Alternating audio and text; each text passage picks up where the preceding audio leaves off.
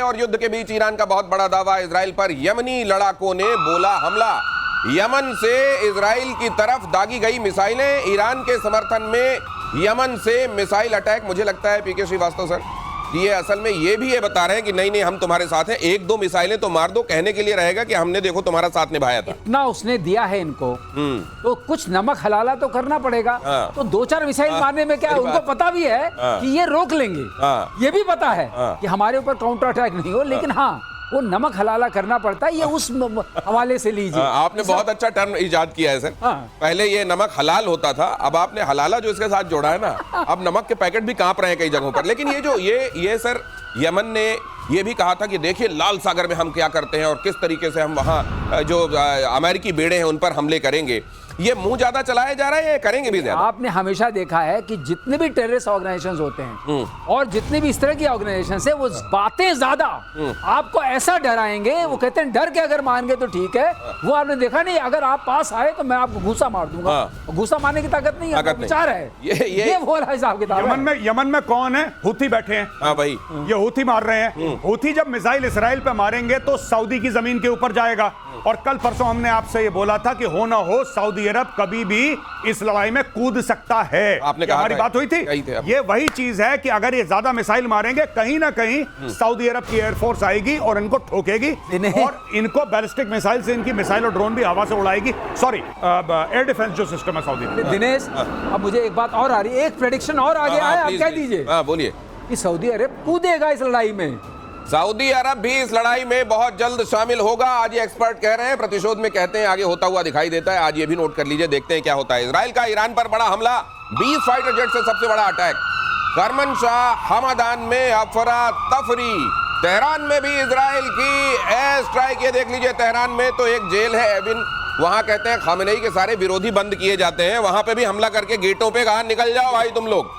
वहां एक घड़ी लगाई हुई है सर, जिसको इजराइल के डिस्ट्रक्शन की घड़ी कहा जाता है। शब्द से लोग डर जाते हैं। हाँ, ये घड़ी मोरा दिल धड़के वाला जो है, एक घड़ी वो बाघेरी को भी दी थी यहाँ मुनीर ने, उसका भी यहाँ एक घड़ी बनाई भाई लोगों ने। खामेनेई ने कहा कि 15 सालों में देखिएगा आप इजराइल तबाह हो जाएगा। ये 2015 में कहा, तो 2021 में भाई लोगों ने घड़ी बना दी यहाँ, इजराइल के डिस्ट्रक्शन की घड़ी, जो काउंटडाउन लगाए हुए हैं कि 2040 तक इजराइल साफ। इतनी अगर आप दुश्मनी रखते हुए किसी को पोर्ट्रे करके बताएंगे कि हम तुम्हारे इतने बड़े दुश्मन हैं, तो इजराइल तो अभी तक बेचारा फिर भी बहुत सहता चला गया। नहीं, इन लोगों ने यही करा है। इजराइल को मार देंगे, यहूदियों को मार देंगे, हम ये कर देंगे, हम वो कर देंगे और तुम्हारी नस्लें बर्बाद कर देंगे। एक बम मारा, फिर बोला यार ये तो बड़ा गलत आदमी है इजराइल, ये तो बहुत मारता है। अरे तुम जहर उगलते हो तो मारेगा ही तुम्हें, जब तुमने दुश्मन करार दे दिया। ये जो आप बात कर रहे हैं ना इसकी, ये जो अभी आपने न्यूज पढ़ी, यहाँ पे हर जगह बम मारा, उनकी एयरफोर्स गई और एयरफोर्स ने तेहरान में और दीगर शहरों में उन्होंने मिसाइल मारी, बॉम्ब मारे अपनी एयरफोर्स से। मैं एक बात पूछना चाहता हूं कि वो ईरान की काबिल एयरफोर्स, जिसके कसीदे पढ़े जाते थे कि ईरान की एयरफोर्स है और आएगी धुआं धुआं कर देगी, आपने सुना एक जहाज नहीं उड़ा उनका? एक जहाज। वो एयरफोर्स है कहां पे ईरान की? सर वो वाले अगर वो उड़ा देंगे फाइटर जेट जो रखे हुए हैं, 80 के दशक के फाइटर जेट जो इनके पास थोड़े बहुत हैं, तो वो उनके कलपुर्जे उड़ते हुए ज्यादा दिखेंगे बजाय इसके, तो वो उड़ा के रिस्क कैसे ले लें? इनको डाउट है कहीं इजराइल तक पहुंचे ना पहुंचे, कहीं बीच में पता लगा सऊदी अरब में गिर गए, इराक में गिर गए कहीं पे। गौरव सचमुच नहीं पहुंचेंगे, रेंज नहीं है जी, वहां पहुंचेंगे नहीं। लेकिन एक बात और है, जो इन्होंने अभी उड़ाया ना वो जगह कर्रम वरा क्या, जी, वहां सारे इनके फतेह मिसाइल्स हैं। ये जो मारा है इस बार, ये बहुत बड़ी बात है। रनवेज को खत्म कर दिया, जो भी छोटे मोटे बेचारे थे उड़ नहीं पाएंगे। हेलीकॉप्टर्स खत्म कर दिए, मिसाइल लॉन्चर खत्म कर दिए, और मिसाइल लॉन्चर खत्म किए, अब मिसाइल्स भी खत्म कर रहे हैं। अगर मिसाइल्स खत्म हो गई, इनके पास उस रेंज की मिसाइल्स उड़ी है ना, उसमें से बाकी गंवा दी। अब 200-250 बची होंगी, उसमें मार दिया, पता नहीं कितने चले गए। तो ये बहुत बड़ी खबर है। ये जो मारा है, इजराइल क्या कर रहा है, चुन चुन के इनके जो भी फैंग्स हैं, हम बोलते हैं ना जो फैंग्स हैं, उसको कट कर रहा है एक के बाद एक। जहर के सारे दांतों को तोड़ा जा रहा है। और ये चुन चुन कैसे, तो मेरे को धर्मेंद्र पाजी भी थोड़ी देर के लिए याद आ गए। ईरान के 6 एयरपोर्ट पर इजरायली हमला, ईरान के 15 फाइटर जेट तबाह, ईरान के F-14, F-5 फाइटर प्लेन्स को भारी नुकसान, बैलिस्टिक मिसाइल का इंजन बनाने वाली फैक्ट्री पर बमबारी। ये देखिए, यही कहा जा रहा था। ये थोड़े बहुत जो जमीन पर सैटेलाइट से जब देखते हैं आप, तो नक्शे के तौर पर जहां भाई लोगों ने थोड़े बहुत अपने प्लेन खड़े हैं, देखो मेरा प्लेन खड़ा है, तो उसको भी उड़ा दे रहे हैं ये। अगर खड़ा तो रहने दो, चल तो वैसे ही नहीं पाएगा। कई जगहों पे लगा दिए जाते हैं ना चौक चौराहों पे इस टाइप से कि ये था पहले लड़ता था। Static display. इनके पास हैं कौन से वाले फाइटर जेट्स वैसे सर? F-14 अच्छा, पुराने। हाँ। एक्चुअली इनके पास जो जहाज जितने भी हैं वो शाह के जमाने के हैं, और इतने पुराने 79 से पहले वाले हैं। तो बाद में जब ये कट्टर सरकारें आई तो इन्होंने ये तय किया कि हम केवल मिसाइलें बनाएंगे, मिसाइल बनाएंगे, उस पर जोर दिया है। और मिसाइल अगर इनकी रीड है तो मिसाइल पर भी क्या हो रहा है वो भी देखिए। सारे जहर के दांत तोड़े जा रहे हैं जैसा कह रहे हैं मार्शल। और ईरान के 6 एयरपोर्ट तबाह हुए हैं इसमें, Tabriz, Hamdan, Tehran, Isfahan, Mashhad, देज़फुल, ये यहाँ कहीं एयरपोर्ट हुआ करते थे वाला जब इनका नक्शा ये वाला बनेगा। ये ऑब्जेक्टिव क्या ईरान को पूरा बदल देने का, मेक ईरान ग्रेट अगेन वाली जो बात है वो होगा क्या? वही चैप्टर है। देखिए मैं आपको बताऊं, चाहे ये लोग पीट हेग्सेथ मना कर ले, मार्को रूबियो मना कर ले, तुलसी गैबार्ड मना कर ले, सच बात तो ये है कि ट्रंप के मुंह से बात निकल गई, मेक ईरान ग्रेट अगेन। और जब तक जो हम बात करते हैं इंटेंट और कैपेबिलिटी की, कैपेबिलिटी तो आपने फोड़ दी उनकी। आपने उनके न्यूक्लियर पे बम मार दिया, आपने उनके बैलिस्टिक मिसाइल, उनके एयरक्राफ्ट सब में बम मार दिया। अब इंटेंट की बात है, नियत। ईरान की नियत कैसे काटोगे? जब तक इनकी लीडरशिप चेंज नहीं होगी इनकी नियत नहीं कटेगी। नियत इंसान बांधता है, नियत हथियार नहीं बांधते, नियत इंसान बांधता है। ये इंसानों को निपटा रहे हैं, ये स्टोरी है यहाँ पे। ये और ये जो कह रहे हैं कि ट्रंप के मुंह से निकल गया, हो सकता है अभी उसका टाइम नहीं रहा हो, लेकिन वो आके बोल गए मेक ईरान ग्रेट अगेन। और ग्रेट अगेन मतलब उनकी निगाहों से ग्रेट। तो कैसा होगा समझ लीजिए। इजराइल का ईरान पर मिसाइल से हमला, इजरायली डिफेंस सिस्टम ने उड़ाई मिसाइल, ये देखिए जरा। लेकिन इसके बीच में एक बात मैं और करना चाहता हूं, अगर वाकई इन्होंने उनकी न्यूक्लियर फैसिलिटीज को वाकई तबाही कर दिया, इनके जो बॉम्बर आए थे अमेरिका के, तो इजराइल फिर से फोर्डो पे हमला क्यों कर रहा है? आज फिर हमला किया है फोर्डो पे। ऐसा है, फोर्डो पे जो हमला किया है अब ऊपर वाले का सॉर्ट आउट करना है। नहीं सर, वो ये बता रहे हैं कि B-2 बॉम्बर जहां पे छेद करके गए थे ना, वो बड़ा बड़ा जो काला काला से दिख रहा है, और डाल दिया, उसी में और डाला है। ये तो कहते हैं हम मैंने मारा, जैसे आपने किसी को मार दिया, बोर्ड में खा, उसके बाद भी गोली मारते रहते हैं। को भाई पूरा अश्योर कर लें, क्योंकि बीच में कहते हैं हमारा कुछ नहीं गया। अच्छा लो अब जाएगा। और ये जो आपके जो रनवेज चले गए हैं, इससे इनकी वो ड्रोन जाते थे लॉन्ग रेंज वाले, उनके टेक ऑफ के लिए तो कोई रनवे चाहिए। हाँ, ड्रोन के लिए तो चाहिए। ड्रोन की तो उन्होंने पूरी फ्लीट दिखाई थी, कितने सारे ड्रोन हैं। अब वो कैसे उड़ेंगे? ये भी इनहिबिशन किया है। और अब अगर आप कह रहे हैं, मैंने ये अभी देखा नहीं था, अगर ये वाली बात है, कुछ छेद के अंदर डालते जा रहे हैं। जैसे कई जगहों पे कि अगर भाई ये जो आपके स्ट्रिप्स बनाए गए हैं जहां से फाइटर उड़ेंगे, अगर नहीं कर पाए काम, हमला हो गया, तो इनको एक काम करो, हाईवे से उड़ा दो। तो ये क्या भाई लोग अपना ड्रोन कहीं हाईवे से भी उड़ा सकते हैं? उड़ा सकते हैं अगर उनको क्लियर हाईवे मिल जाए। लेकिन मुझे ऐसा लगता है कि जिस तरीके से इजराइल ने पूरी एयर सुपीरियरिटी हासिल कर ली है ईरान के ऊपर, अगर इनको पता लग गया जहां पे ड्रोन है, ड्रोन के अंदर ही मिसाइल जाएगी।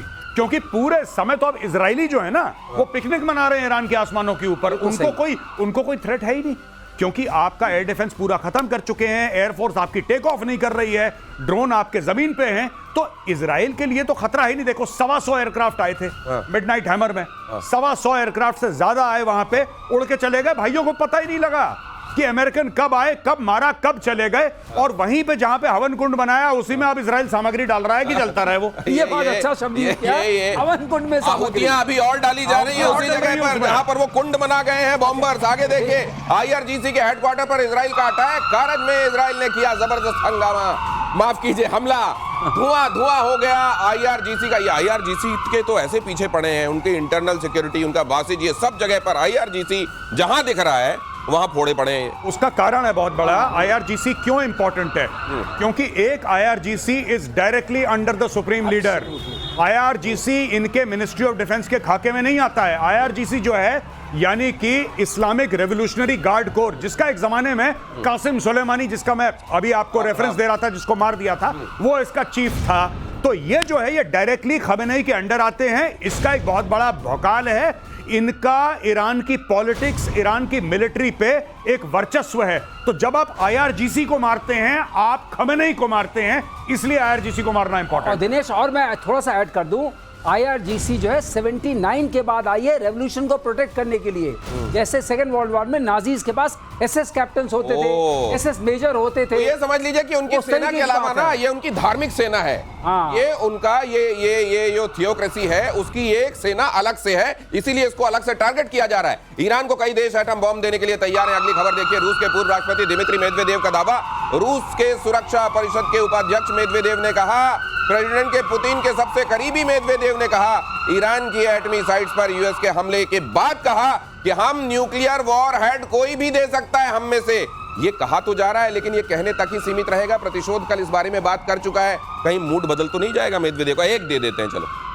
कभी नहीं। अगर आपने ऐसा कर दिया, अगर कर दिया रशिया ने और ईरान को न्यूक्लियर वॉरहेड दे दिया, तो भाई साहब चाइना पीछे हट जाएगा। सबसे पहले मैं आपको बता रहा हूं, अमेरिका कुछ करे ना करे वो बात की बात है, सबसे पहले चाइना अपना हाथ झाड़ेगा, बोलेगा भाई साहब कल से you are on your own, तुम अपना मैं तुमको नहीं जानता। नहीं, तुम अपना खाओ, अपना बिल दो भैया। क्योंकि देखिए एक ऐसी न्यूक्लियर बात है जिसमें ठीक है पाकिस्तान बिक गया, AQ खान उनका बिक गया, वो कोई बात नहीं है, लेकिन ये बड़े देश केयरफुल रहते हैं। Even North Korea, they are extremely careful. तो ये मेदवेदेव का एक डेस्परेशन वाला बयान है और मुझे नहीं लगता कि रशियंस को ऐसा बयान देना चाहिए कि हम किसी को न्यूक्लियर वेपन दे देंगे, वो भी ईरान जैसे रोग स्टेट को। अमेरिकी हमले के बाद ईरान के समर्थन में क्या कहा गया? ईरान को मिला रूस चीन का समर्थन। पुतिन के साथ मीटिंग करने पहुंचे ईरान के विदेश मंत्री। ईरान ने कहा इन हालातों में रूस ईरान का करीब आना बेहद जरूरी। अब आप जो ये कह रहे हैं, एक तरफ वो स्टेटमेंट कि हम दे सकते हैं न्यूक्लियर या कोई भी दे सकता है हम में से जो साथ खड़े हैं, और साथ में ये कहना कि हमको चीन के साथ दोनों को साथ में आना बहुत जरूरी। देखिए साहब, सिंपल सी बात है, चीन को आज की फिक्र क्या है कि अगर हॉर्मुज ब्लॉक हो जाता है तो हमारे बिजनेस में क्या फर्क पड़ेगा। दूसरी चीज, जो चाइना ने इन्वेस्टमेंट बात करी है ईरान के अंदर, जो कह रहा है कि 400 अरब डॉलर के जो उसने MOU साइन करे हैं, उसका क्या होगा? ईरान के तेल क्या क्या होगा? देखिए चाइना की यह फिक्र है, चाइना की यह फिक्र नहीं है कि ईरान में हो क्या रहा है, यानी कि जो ईरान में हो रहा है उसके बाद नतीजे क्या हैं, उसकी चाइना को फिक्र है। तो यहाँ पे ये कहा जा रहा है, अब जैसे इन्होंने कहा कि किसी भी समय स्पाइरल ऐसा भड़केगा, इसका हाथ से बाहर चले जाएगा कंट्रोल, आप कुछ नहीं कर पाएंगे, चीन कह रहा है। चीन जो कह रहा है उसके चीन के इतने इंटरेस्ट वहां पर हैं कि चीन कुछ भी नहीं करेगा। चीन सिर्फ इस वक्त भपकी इसलिए दे रहा है कि फर्दर मत मारो, अब इसको यहां रोक दो, आगे मारने की जरूरत नहीं है, और इस युद्ध को सिर्फ बाइपोलर रहने दो। मतलब it is between Iran and Israel. रूस भी नहीं आने वाला, मैं बिल्कुल आंकड़े से एकदम सहमत हूं, कोई नहीं आएगा इसमें, क्योंकि किसी का इसमें भला दिखता नहीं है। और जहां तक परमाणु बम की बात है, अरे वो कौन किसको देगा? वो दे दिया तो आपने हंगामा क्रिएट कर दिया, you created a different kind of something like this. आपकी चादर है, आपने बीच में बम रख दिया, चादर का क्या होगा? चादर का क्या होगा? लेकिन सर हॉर्मुज के अगर चोक कर दिए जाने की वजह से ये चिंता है, तो हॉर्मुज के चोक करने से होगा क्या, और क्या चीन की सबसे बड़ी चिंता है? ये देखिए जरा, अमेरिकी हमले के बाद ईरान का बड़ा फैसला, हॉर्मुज स्ट्रेट, जिसको आप हिंदी में जल डमरू मध्य भी कहते हैं, उसको बंद करने का प्रस्ताव ईरान की संसद में प्रस्ताव पास किया गया। ऑयल एंड गैस की सप्लाई पर बहुत असर पड़ेगा। ये कहा जा रहा है कि भारत में जो आप पेट्रोल डला रहे हैं, ये $125 के आसपास पहुंच सकता है, और क्रूड ऑयल की प्राइस पहुंच सकती है $80 पर बैरल, या इससे ज्यादा हो सकता है इसका दाम। चीन की मेन चिंता यह है कि उसका ज्यादातर उसकी इकोनॉमी को चलाने वाला जो तेल है वो हॉर्मुज से ही आता है। अब ये अगर ऐसा है तो कि ईरान चीन को तेल लेने भेजने वाला है क्या? नहीं, अब देखिए बात यह है कि इसमें अब चाइना के पास दो सूरत हैं, ठीक है। अब देखिए जिस तरीके से सऊदी अरब का है, अगर हूथी वहां पे एक्टिव होते हैं तो सऊदी अरब को भी मुश्किल होगा तेल बेचना, चाहे इधर से बेचे चाहे उधर से बेचे, नंबर 1। नंबर 2, इसका मतलब चाइना और रूस और पास आएंगे, क्योंकि रशिया जो है it is among the chief supplier of oil to China. फिर चाइना बोलेगा कि अपनी जो सप्लाई चेन है उसको डाइवर्सिफाई करो। और तीसरी सबसे बड़ी बात है कि इस पूरे खेल में ईरान का सिर्फ एक गेम है, और ईरान का यह गेम है कि इतना रायता फैलाओ, इतनी मुसीबतें करो कि दुनिया इजराइल और यूएस के ऊपर दबाव डाले और बोले कि भाई साहब हमारी इकोनॉमी आपने तबाह कर दी, देख रहे हो क्या कर रहे हो, बंद करो, ये बंद करो। इसलिए वरना देखिए ईरान से कौन तेल खरीद रहा है आज की तारीख में? ये जो बता रहा है यमन हूती विद्रोही, देखिए ये आप जरा नक्शे में स्थिति के हिसाब से भी समझ लीजिए। ये जो जल डमरू कहते हैं, डमरू बीच में सकरा होता है, दोनों तरफ चौड़ा होता है, तो ये देख लीजिए बीच की ये सक्रिय स्थिति और ये दोनों तरफ चौड़ा। फारस और अरब सागर को फारस की खाड़ी से जोड़ने वाला ये जो स्ट्रेट है, इसको आप कहते हैं हॉर्मुज जल डमरू। और यहां पर यह कहा जा रहा है कि अब अगर ईरान ये फैसला ले लेता है, ईरान ने अगर ये फैसला लिया है कि इस जगह को चोक कर लिया जाएगा, अगर मान लीजिए यमन के जो हूती हैं वो भी इसके समर्थन में आ जाते हैं और यहां बम मारने लगते हैं, धीरे धीरे ये क्राइसिस हो जाती है, तो ये मुश्किल बहुत हो जाएगी सर। ये लेकिन ये चाइना, माफ कीजिए ईरान, उसका अगर रीजन डेट्रे यही है, इसी को बेच के खाता कमाता है, मान लीजिए उसने कह दिया कि आज से मैं नहीं बेचूंगा, तो तुम्हारी इकोनॉमी चलाने के लिए पैसा कहां से आएगा? बिल्कुल सही आपने मुद्दा पकड़ा। दूसरी बात यह है कि ये जो हमारा इलाका है, जो हॉर्मुज है स्ट्रेट, इसके बाद 3 लोग अधिकार है। यूए का भी अधिकार है, उधर अधिकार इसका ओमान का भी है और ईरान का भी है।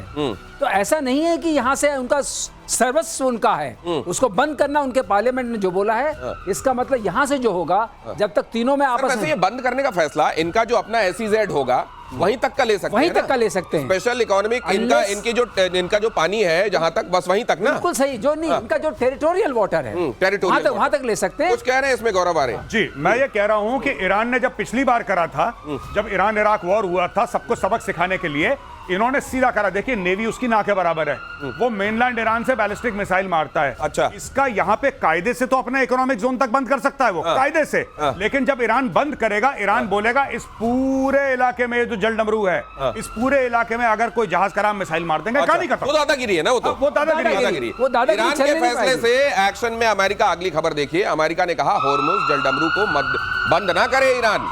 अमेरिका ने चीन से दबाव डालने के लिए कहा है। अब अमेरिका चीन से कह रहा है कि तुम उसको बोलो बंद ना करे वहां। चीन का 80% जाता है। हाँ, चीन कह रहा है मैं तो यही चाहता हूं। अब मैं कहूंगा अमेरिका का नाम लेके देखो, वो भी यही चाह रहे हैं, तो ये ठीक रहेगा कि तुम ऐसा ना करो।